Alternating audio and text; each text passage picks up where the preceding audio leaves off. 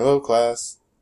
On the top of your page, please write Science 8th 10.6 for Lesson 6, Unit 10. Today we'll be talking about alternative energy sources. Of course, as always, with the yellow highlighted, please write these down as you follow along, as these will be the answers to the questions provided. So starting with the vocabulary, we have having to do with the heat found deep inside the crust of the earth, that is geothermal. Electricity that is made by the energy of falling water, that is hydroelectricity. Not able to be used up is inexhaustible. And something that is alone without support, isolated. So today the world's energy needs are going to be continued to increase in the future. The increase will be due to increases of the world's populations and to be the industrialization of developing nations. People will not stop driving cars, and everyone who could possibly get a car will do so. As nations become more prosperous, their people will want automobiles, air conditioners, televisions, computers, and electric lights, central heating, and other devices that use electricity. We are currently seeing this kind of rise in prosperity and use energy demand in mainland China. If the demand is going to continue to rise and the Earth's non-renewable fuels are limited, this additional energy will have to come from renewable or inexhaustible sources. A renewable resource is one that can be replaced. Fossil fuels are considered non-renewable because once they are used up, they will be gone. However, some sources of energy will never be used up. All of these have to do with the sun. Going on, we will continue with solar. With solar energy is the energy from the sun. Obviously, the plants do the best job of converting sunlight into energy through the process of photosynthesis. This energy is stored in the plants where it could be useful to be used as food or burned for fuel. Wood stoves can be used for heat, and for many years this will be a very important source of heat in homes, schools, and businesses.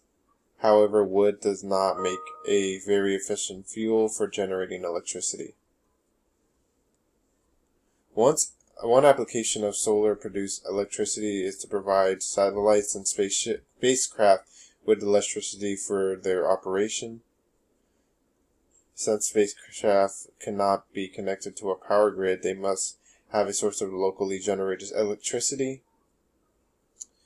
Wind energy is actually kinetic energy, which the energy of motion, moving air currents are created by the heat of the sun. So it is a sense wind energy is converted into solar energy. The heat energy of the sun is converted to kinetic energy. Wind is a good source of power in areas where there is constant wind strong enough to turn the wind turbines. Even in these areas, winds may die down and not be able to turn the windmills. This can be handled in one of three ways, and the best combination, 3 ways. Wind turbines are being used to put in farms and rural homes.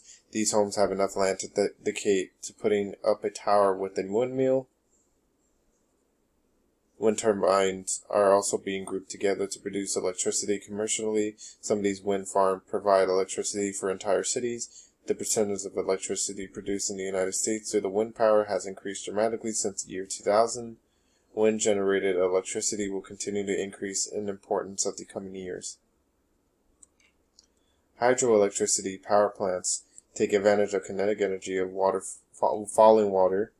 These plants are designed to let water fall through tubes and turn the turbines. Hydroelectric plants are built into many of the world's largest dams. Hydroelectric power plants have also been built in some places where tides are very high. Niagara Falls is a natural occurring fall where water moves down from the Lake Erie and much of the lower Lake Ontario. The connecting body of water is a short river called Niagara River.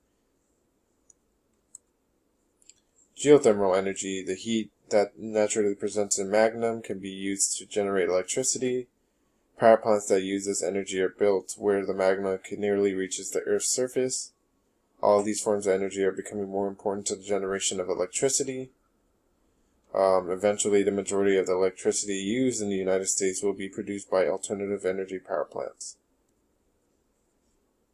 And in this video, it just talks about geothermal energy.